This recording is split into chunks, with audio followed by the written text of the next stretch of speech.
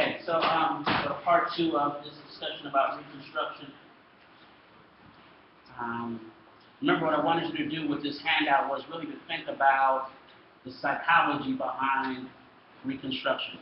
Think about this in some complicated ways, but particularly the psychology behind Reconstruction. It's one thing to read about the politics and how the country gets put back together, but I really want you to try your best to do something that's kind of difficult, which is to sort of put yourself in the mind of other people.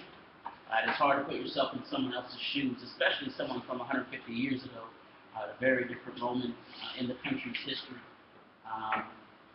What is it that African Americans are thinking in 1865? What is it that white Americans are thinking in 1865? Southerners and Northerners, right? How are they trying to put this thing back together? So we worked our way through part of this outline last time in terms of doing that. But again, the psychology, what is it that people are experiencing? And can we try to wrap our minds around this? I think we worked our way pretty down to the middle of the first page. Letter D was about migration. Migration, one of the themes I wanted you to think about was how much movement there was. People literally moving around. So that song about family, for example, and searching out family to remake these connections fits. Migration basically refers to people moving around within the borders of the U.S. You also have immigration, right? People coming from outside of the U.S. to the country, right? That's going to pick up again in this period. So you have ultimately millions of Irish Americans, coming, or Irish coming, becoming Americans, Germans, Asian Americans, particularly Chinese coming to the West Coast in this period. But even besides that, you have African Americans moving, and whites as well, but especially African Americans moving from farms to cities, right? From north to south, people looking for family and whatnot. So there's a lot of movement, a lot of transition in part happening here. And in terms of letter E, I wanted to emphasize what are people's motivations, right?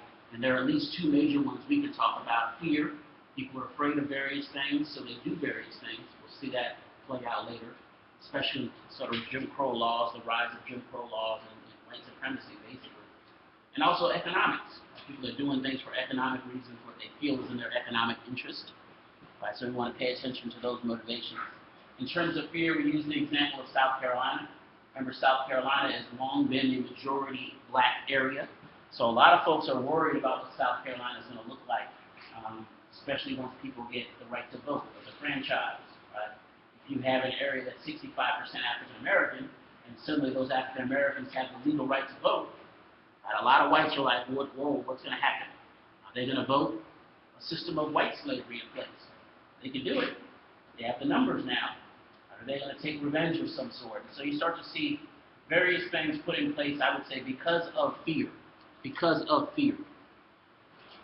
So the number of delegates sent to the meeting that's going to set up the South Carolina, rewrite the South Carolina state constitution, for example, it had more African Americans than whites. Eventually, about 1,400 blacks are going to be elected officials in the South. 1,400. That's a major change from a couple years before, where racial slavery was legal. A lot of folks are going to freak out about this, psychologically speaking. It leads to a fear that blacks need to be controlled, kept in their place. Right? And think about the role of economics. As we know, money often motivates people to do things. I gave you these two Latin terms last time. We talked about them kind of quickly, so I'm going to refer to them now, go back to them. We'll look at some examples of de jure and de facto. De jure and de facto can be used to talk about different forms of racial supremacy, different forms of white supremacy. There are also different types of Jim Crow laws that we'll see develop in this period, different types of rights. So de jure meant in law, right? Legally written down, kind of codified laws, or codified, written down forms of white supremacy. Right? That you could go to City Hall and read, okay, it's illegal to have blacks and whites in the same hotel. Right? At some point, you get de jure laws passed that say things like that separate people based on race. But even before that's going to happen, you're going to have de facto rules in place. Even before, say, you see an 1875 Jim Crow law that says you have to have separate barber shops, right? By 1867, you probably have unwritten rules. Okay, that's the white barber shop, that's the black barber shop. Right? Don't go to that one. You'll get in trouble. Right? So de jure, de facto, we'll give some examples of this in a second to kind of make that a little more clear. It's also different forms of white supremacy, right? The KKK. The Klan is organized as a group around 1867, only about 2 years after the war is over. Right? Still the early stages of Reconstruction. The Klan is a de facto system of white supremacy, a de facto organization that supports white supremacy. You didn't have to go read a law about the Klan, right? They just show up at your house, make various threats, especially if you want to do something like vote. Yes.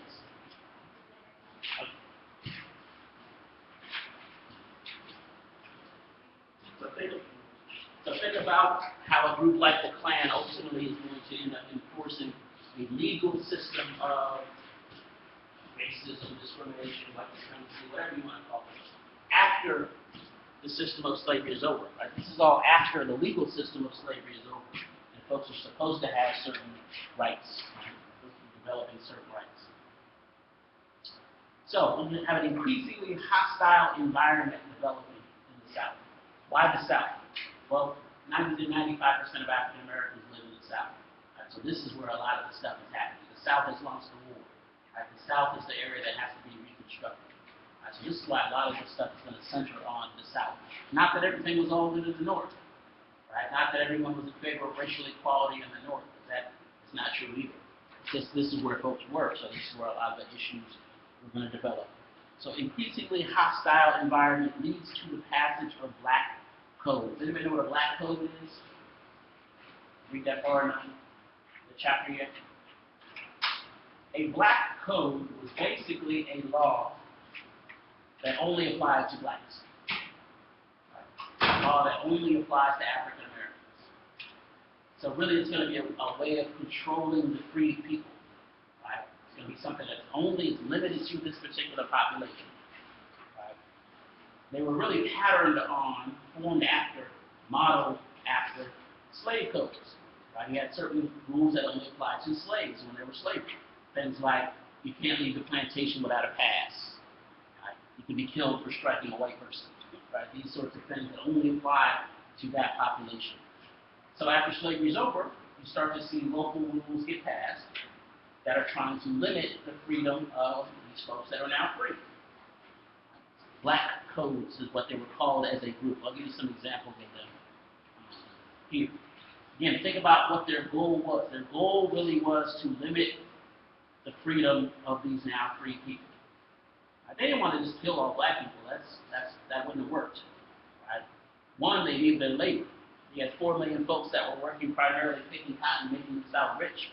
Who's going to do that work now? They still need folks to do that work. But they just don't want them voting. They don't want them moving up the scale. Right? So you're going to see various mechanisms put in place to try to do that.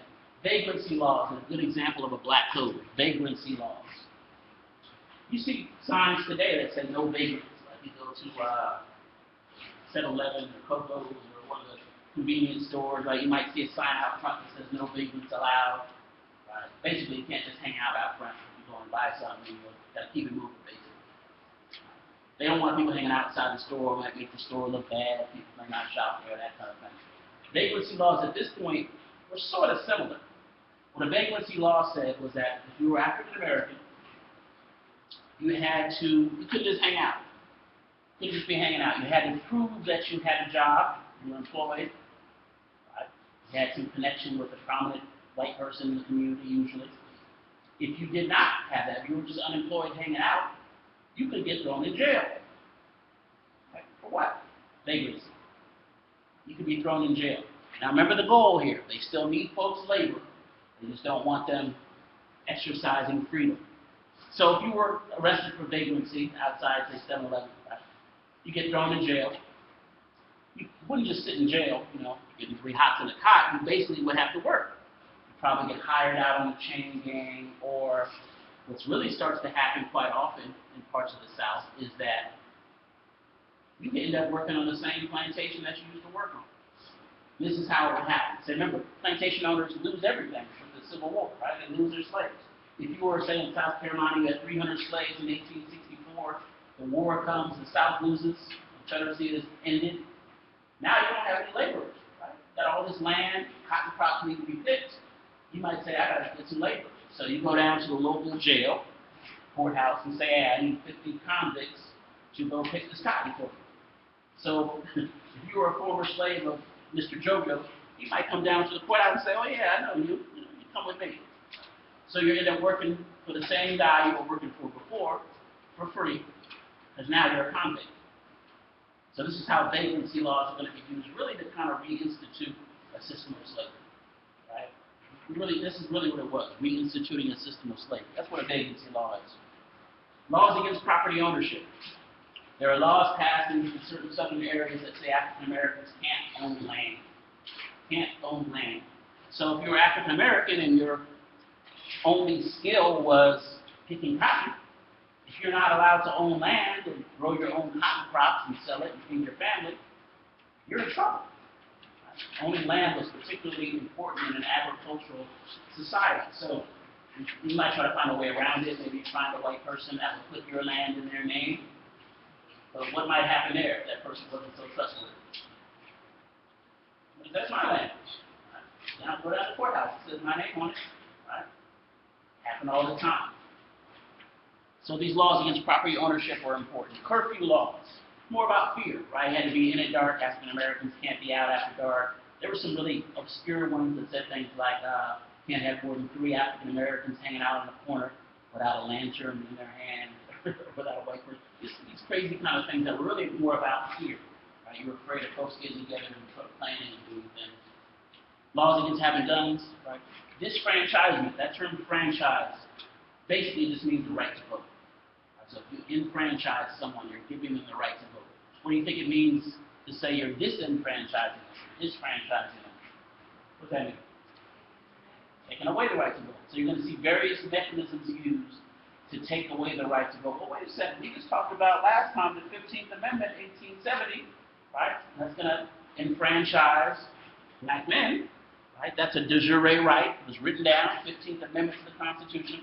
So you have a de jure right on one hand, but you're going to have means or mechanisms put in play to take away that de jure right on the other hand. We'll see some examples of those rights in a second. Blacks not allowed to testify in court against whites. So, wait a second, we talk about the de jure right, the 14th Amendment, due process, the right to go to court. These black codes say, no, black people can't testify against whites. Maybe you can testify against other blacks, but not against whites. So we'll start to see these laws be put in place on a greater scale in this period. Intimidation, good old-fashioned violence, right? Groups like the Klan get well known for their use of intimidation and violence. Oh, you want to vote? Yeah, you have the right, but something might happen to you, right? Or maybe your employer says, yeah, you can go vote if you want to, but if you vote on Saturday, you're unemployed on Monday. Right? This is a way of keeping people from exercising that particular right. 1871, black officials in South Carolina give you 15 days to resign and leave town. Right? Sort of threatening. Okay, if you're here in 15 days, something might happen to you. Your house might burn down, something might happen to your kids. You might want to go. So these are the types of intimidation that get used. Letter G, voting disfranchisement and the politics of politics. Now, one says that we mentioned before how African Americans are overwhelmingly voting Republican in this period. African Americans are overwhelmingly voting Republican. Remember, they identified with Abraham Lincoln as the party of the freedmen, these sorts of things. We talked about the complications behind that, but overwhelmingly African Americans are going to vote Republican in this period. Really, all the way up to the Great Depression in the 1930s, African Americans identified with the Republican Party. That's when that shift would occur to the Democratic Party. Not until the 1930s does that happen. Now, 90+% African Americans vote Democratic. But in this period, the Democratic Party was overtly the party of the white South. And they literally were saying, we are the party of the white man. So things were kind of different in that sense, you might say. So the Republican Party feels like they can take advantage of that. And now you got 4 million free people that can vote Republican. So there are many Republicans that may not care so much about African Americans, but might care about getting elected. Say, no, let's find a way to get them to vote. There are some Republicans that truly did care about African Americans, especially more radical Republicans. But there are some that were just about the politics of it. How can we get rid of the Democrats? How can we get them out of power and get in power ourselves? You'll see various methods used to keep blacks from voting, both de facto and de jure methods used to keep African Americans from voting or to disfranchise them. We'll go through a couple of quick examples to illustrate. De jure forms, grandfather clauses. You might go down to the courthouse and read in City Hall about a grandfather clause. It might literally be written down, right? There's a grandfather clause for you to be able to vote. You might be like, what's this? What's this grandfather clause about? Explain that to me. I want to vote. Well, grandfather clause says basically, if your grandfather could vote, say in 1865, then you can vote in 1875. Now, who would that primarily disqualify? African Americans, right? In 1865, most African Americans are slaves. Therefore, their grandfather probably really had been a slave. He couldn't vote, so you get disqualified from voting because of that. That's what a grandfather clause was about. Literacy tests. Literacy tests. Many of you have seen the movie Selma.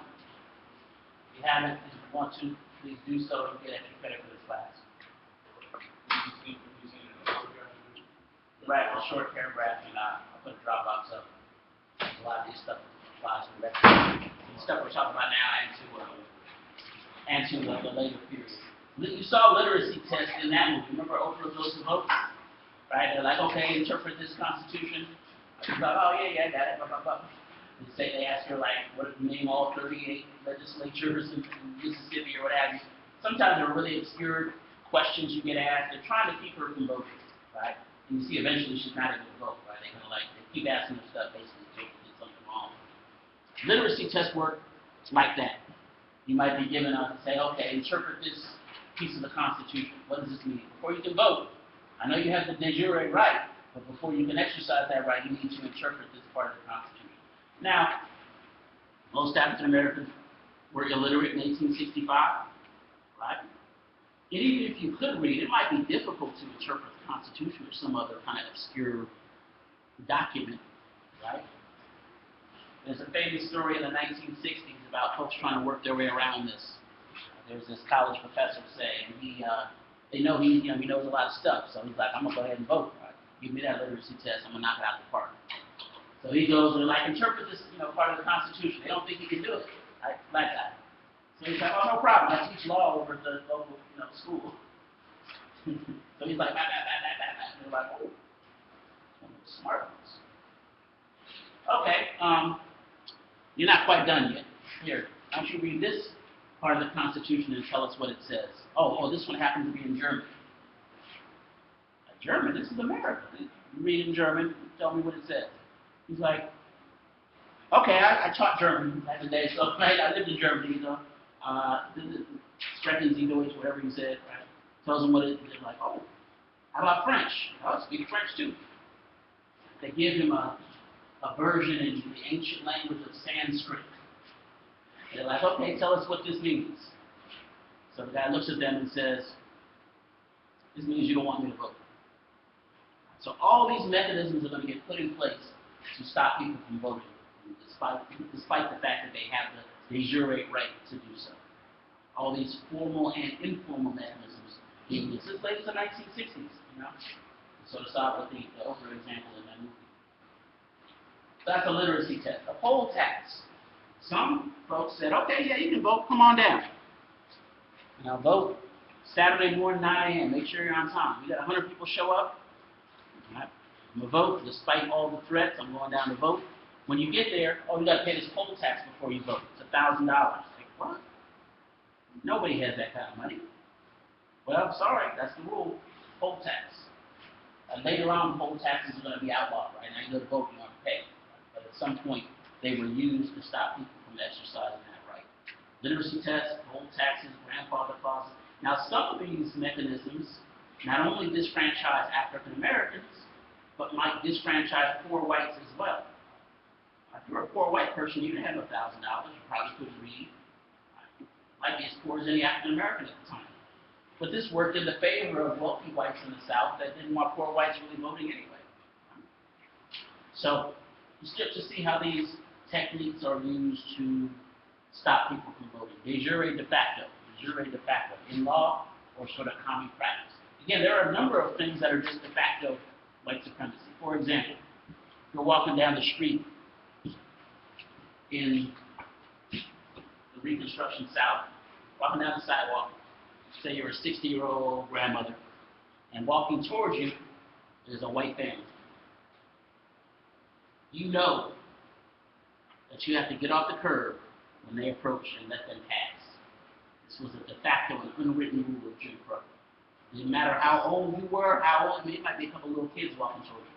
If they were white, you had to get off the curb, stand in the mud, wait till they passed, then you could get back on. If you did not do that, you're beaten up, or something might happen to you. It was one of these unwritten rules. You didn't necessarily have to write it down in City Hall, right? It didn't have to be a de jure, but it was unwritten. De facto. And so these are some examples of kind of the rise of Jim Crow, separate but equal, and all of that, in de jure and de facto forms. Now remember, all this is happening even while there are Northern Union troops in the South, supposedly enforcing Reconstruction, supposedly making people act right in the 1860s and early 1870s. Now eventually those troops are going to leave, so things get really crazy after that.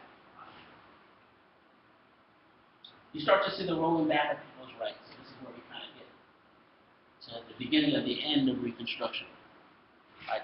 Most of these tactics are going to be effective after 1870. The Klan and others are different people, burning barns, intimidating folks. The Klan is going to whip blacks. The Klan also whips Northern whites. You have a number of Northern whites, especially white Republicans, that go south to help educate African Americans, to help them get political rights and voting, help them enforce labor contracts. The Klan was mad at them too. Sometimes more mad at whites that were willing to sort of help push this agenda of racial equality. Especially when organizations like the Klan get more and more powerful. So again, you start to see the end of Reconstruction, what sometimes is called Southern redemption. The South redeeming itself to the way it was before the war, the good old days in the States. Gradually, all pro-minority legislation gets repealed, right, because black codes that kind of take away rights that were already on the books. Most former Confederate leaders are returned to their posts in government, despite the fact that the radical Republicans wanted to bar Confederate leaders from still holding power. Most of them get their old jobs back, their old plantations back. On some plantations, owners had abandoned them, and former slaves had taken the land and started farming it. With the help of some Union troops and Union soldiers, General O.O. Howard, for example, was a white Union general. Howard University is named after him. Right? He thought it was a good idea to give this land to the people that had worked it for the last 200 years. So they deserve it. Why are you going to give it to a former Confederate? Let's divide it up, 40 acres, right? Get somebody folks a piece of land, let them earn a living. We're really going to be about equality. That ultimately gets rolled undone. Right? But he seems very favorable to African Americans because of actions like that. He's not the only one. There are going to be others as well. So what you start to see is the Union is getting tired of Reconstruction. Right? They get tired of this. They start to think, you know what, that's a Southern issue. Black people mostly live in the South anyway. Why are we concerning ourselves with all this? Right? It's expensive. Reconstruction is expensive. By 1873, there's a financial panic, a depression essentially in the country. Now, a lot of folks are saying, you know what, enough is enough. Let's kind of find a way to get out of this Reconstruction process. By 1875, Reconstruction is over in all but name. So it's the beginning of the end, basically. Most black agricultural laborers are sharecroppers. Sharecroppers. Now, that you see in the chapter, they talk about sharecropping. It's a good example of how these de jure and de facto rights actually impacted people. Sharecropping was basically what it sounds like. You share the crop. So say you were a former plantation, remember these plantation owners largely lose everything when they lose the war. So say you were a plantation owner, a white plantation owner in South Carolina, you had 300 slaves in 1864, but then you lose the war. Slaves are all out, right? Free. You're bankrupt. You had a nice cotton plantation, or rice plantation, whatever, but you now have a bunch of land and nobody to work the land. You still need to make a living, right? You still want to make your money, So this system of sharecropping was devised to kind of figure this out. You have a whole bunch of plantation owners that don't have any cash or need labor. You have a whole bunch of free African Americans that need work, but they can't get paid. They don't have any money. So they say, let's do this. Let's come up with a plan. Right? Let's come up with a win-win situation. You have all the land, the tools, the cotton seeds. We can work. Right? Me and my whole family will work your plantation. Right? Just like we did before slavery. We'll work it, but you got to pay us. Plantation owners like, that sounds good, but I don't have any money. Right? Put it on my tab, basically. I don't have any money, so let's make a sharecropping arrangement. You farm all year, I'll give you the tools and the seed, and at the end of the year, we'll harvest the crop, sell it, you take half, I take half, we both win. Sounds good, right? Theory, sounds good, both people are getting paid. But because of white supremacy, you're going to see problems with the system of sharecropping. It might have worked, but you're going to see problems with it. For instance, more than 90% of African Americans are illiterate coming out of slavery. Can't read, maybe they can't do math so well. So plantation owners are going to use that against them. Right? So they say, okay, you work all year, pick this cotton. At the end of the year, oh yeah, by the way, I gave you the seeds. That's $100 you owe me for the seeds. You use my tools. That's $200. That's $300 you owe me. Oh yeah, you use my mules too, right? That's $200. You owe me $500 for that. You stayed in my cabins. That's $500. You owe me $1,000. Dang, that's high, but okay, how much did we make off the cotton? Well, we made $1,200. So if we're splitting that in half, that's $600 for you. You owe me $400. So you might work all year long, you and your family, and end up owing money. And we run the books up on you, sometimes mess with the numbers a little bit. And you end up owing more money at the end of the year than you did at the beginning for working all year. So now they might say, oh, you got to stay another year. You got to sign another one-year contract. Because you got to work off this $400 debt. Same thing happens again. Now you owe $1,000. Now you owe $2,000. Oh, you can't leave. You owe me $2,000. So this is essentially a way of reinstituting slavery. The sharecropping system really gets to be an oppressive system. Very oppressive system. Or the fact that blacks could not testify against whites in court might come back to bite them. For example, say, okay, sharecropping, we'll split it 50-50 at the end of the year, say you make $1,000, and you say, okay, give me my $500. Harvested all the cotton, let's go, $500. Owner might be like, no, I'm going to keep it all. What are you talking about? We made this deal. I'm going to sue you. You can't testify in court against whites. So, good luck with that. You have luck. So you see how the lack of political rights impacts even your economic rights. How the system of white supremacy is going to really start to lock people back. In a system like slavery, but that's different, at least in name. And this is kind of the beginning of the end of Reconstruction. This is down the bottom. The presidential election of 1876 is a major tipping point in this history. Major tipping point. Really the end of Reconstruction. What happens in this presidential election of 1876 is we have a very close election. A very close presidential election happens in 1876. You got the Republicans on one hand that want the White House. Their candidate is a guy named Rutherford B. Hayes. The Democrats want the White House just as much. Their candidate is a guy named Samuel Tilden. And it's too close to call. Initially, it's too close to call. They don't even know who won. What they do is they compromise. They make a deal. Known as the Hayes-Tilden Compromise. The Republican Party is like, look, we want this White House. Let's make a deal. Democrats are like, we want you to end Reconstruction. We're tired of these troops here. We're tired of you guys involving yourselves in Southern affairs. Why don't you just go on home and you can have the White House. How do you think the Republicans might react to that? You think they might take that deal? They're not cool. We're tired of Reconstruction anyway. You get the White House? Oh, man, let's go. Rutherford B. Hayes gets elected president, and he fulfills his promise. Within about a year, all the troops are removed from the South. All the Union troops are removed from the South. So, if there were troops there supposedly making stuff run smoothly, supposedly supporting Reconstruction, and you already had stuff getting kind of crazy, all these black codes being passed, violence, you can imagine how crazy it's going to get after 1877 when the last Union troop leaves the South. You can imagine. So this is why, looking back to the title, Reconstruction Period, 1863 to 1877, this is why I use the date 1877. That's when the last Union troop is taken out. Some folks say Reconstruction ended with the election, 1876, with the compromise. So you'll see different dates for that.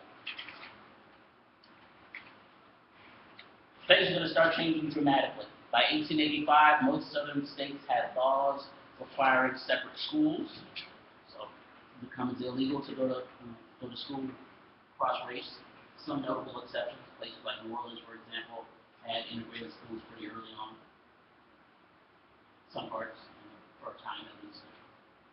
1890 to 1900, in that 10-year period, that's the most lynchings of African Americans of any decade. We'll talk more about lynchings next time. So things are getting really crazy, especially around violence. Another huge tipping point in American history and African American history is 1896, Plessy versus Ferguson case. Anybody know what the Plessy versus Ferguson case is? Comes out of New Orleans.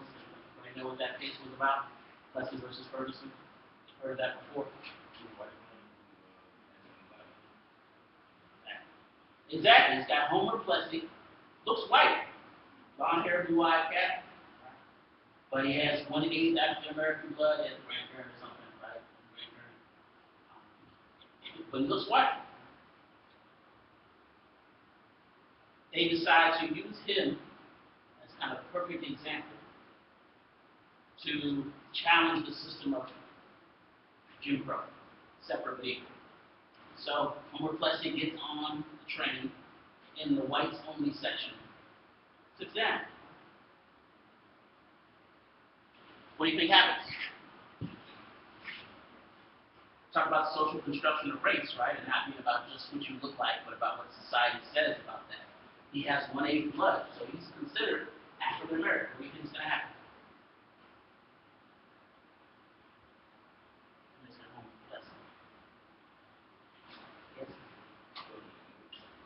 Yeah, he gets arrested. He's breaking the law. Huh? Good question. How do they know? Because if he had been in a strange area, they wouldn't know. This is called the phenomenon of passing. You do have a lot of African American folks that looked had enough white features to pass. But he was known in that area. They knew his parents, they knew his family going way back. They're like, oh, that's Homer Plessy. No, he's black. No, he looks known. He's black.